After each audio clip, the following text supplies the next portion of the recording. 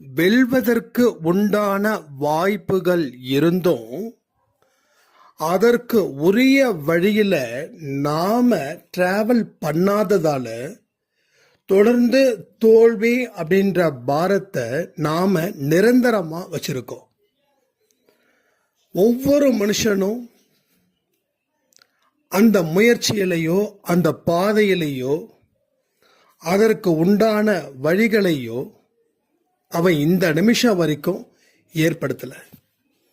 இப்பொழுதும் நீங்க அதை ஏற்படுத்தலை அப்படின்னா உங்க வாழ்க்கையில இன்னமும் சிக்கல்கள் வராதா?